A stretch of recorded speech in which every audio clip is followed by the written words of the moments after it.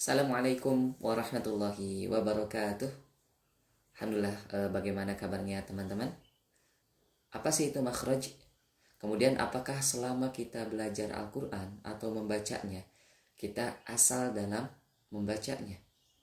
Bahkan tidak mengetahui dari mana tempat keluar huruf-huruf tersebut. Bisa jadi iya, bisa juga tidak. Oleh karena itu, simak selengkapnya sampai akhir pembahasan. Jangan lupa di like, subscribe, komen, share konten ini agar banyak orang yang menjadi tahu dan mendapatkan pahalanya. Tetap di channel How to Islamic.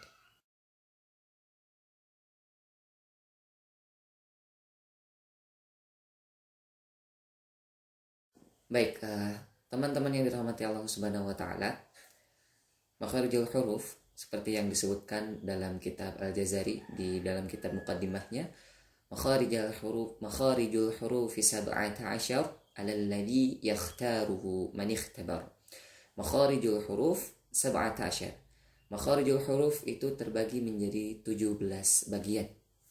Sebelum kita lebih jauh lagi, coba kita sedikit jelaskan tentang kata makharijul huruf. Apa yang dimaksud dengan makharijul huruf? Ya, makharijul huruf itu tersusun dari dua kata. Yang pertama adalah makharij, yang kedua adalah al-huruf. Makharij itu adalah kata asalnya kharaja, artinya adalah keluar. Kemudian isim makannya atau tempatnya adalah makhraj. Ya, makhraj artinya adalah tempat keluar. Kharaja artinya keluar, kemudian isim makannya atau kata tempatnya itu adalah makhraj. Ya.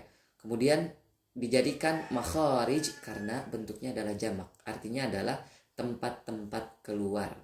Nah, di sini apa yang dimaksud dengan tempat-tempat keluar? Di kata selanjutnya adalah al-huruf, berarti adalah tempat-tempat keluar huruf. Nah, di sini disebutkan oleh Imam Al-Jazari, makharijul huruf sab'ata asyar. Tempat-tempat keluar huruf itu ada 17 bagian. Sebetulnya jika teman-teman ingin lebih teliti, ya, makharijul huruf itu ada 29 bagian karena mempunyai 29 huruf hijaiyah.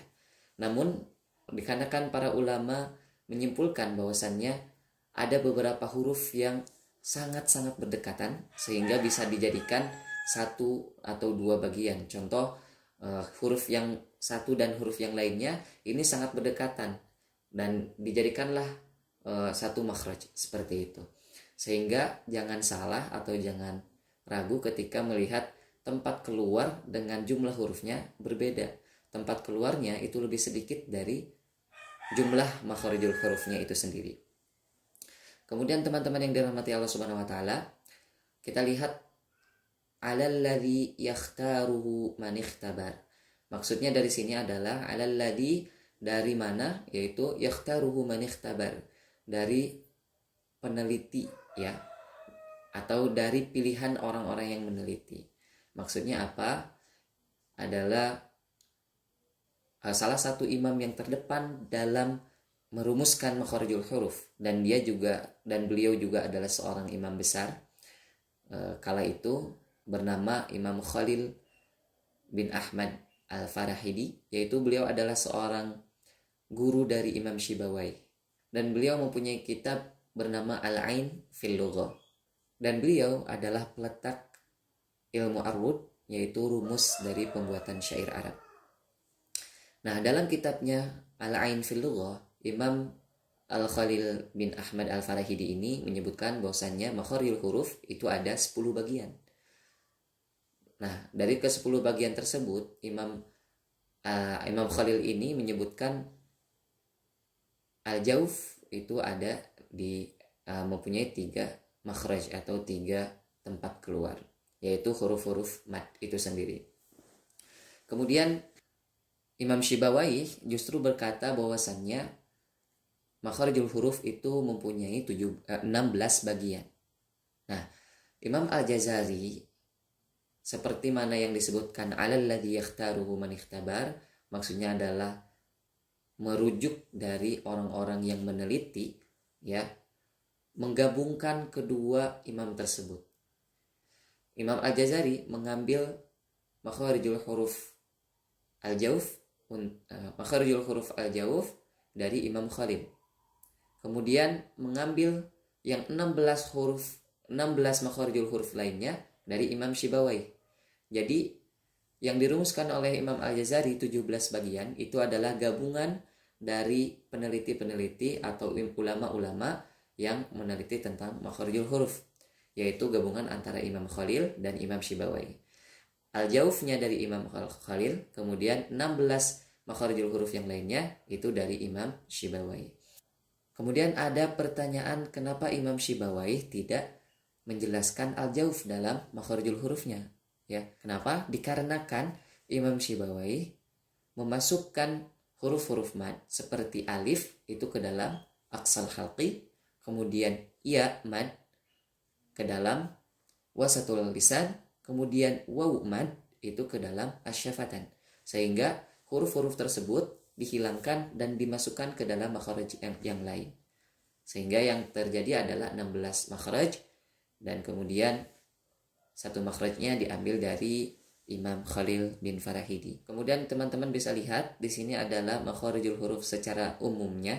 Ada yang menyebutkan 5, ada juga yang menyebutkan 4. Sebetulnya ini sama saja, namun bedanya adalah kalau yang 4 itu digabung dalam makharijul huruf al-fam.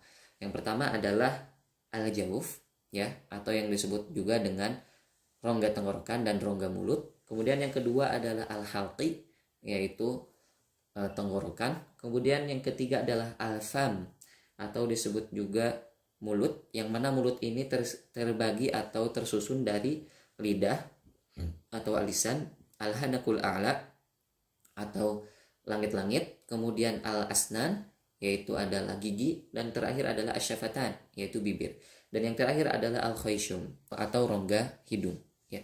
Nah, coba kita lihat di gambar ini. Yang pertama itu adalah al-jauf. Ya, teman-teman bisa lihat ini adalah al-jauf, ya, dari rongga mulut hingga rongga tenggorokan. Dari rongga tenggorokan hingga rongga mulut. Nah, ini yang berwarna biru dan hijau itu adalah al-jauf. Kemudian kita lihat lagi di bawah di tenggorokan itu ada al-halq yang berwarna ungu, yang berwarna biru, ini adalah al-halq. Kemudian jika kita lihat lagi ke yang lainnya itu adalah al-fam. Di sini ada al-lisan, kemudian di sini ada al-hanakul a'la, kemudian di sini ada asyafatan, ya. Kemudian teman-teman bisa lihat di belakang gambar hidung itu ada yang berwarna merah muda, itu adalah al-khayshum, ya, atau bisa disebut juga dengan rongga hidung. Baik teman-teman yang dalam hati Allah Subhanahu wa taala, itu mungkin pembahasan untuk kali ini. Ikuti terus video selanjutnya, yaitu kita akan mencoba membahas satu persatu makharijul huruf atau tempat keluar daripada huruf-huruf tersebut. Jangan lupa like, subscribe, comment, share konten ini agar banyak orang semakin mengetahui dan memahami makharijul huruf dan tidak salah ketika membaca Al-Quran. Kita tutup dengan hamdalah dan kifaratul majlis. Alhamdulillahirabbil alamin. Subhanakallahumma wa bihamdika asyhadu an la ilaha illa anta astaghfiruka wa atubu ilaik. Assalamualaikum warahmatullahi wabarakatuh.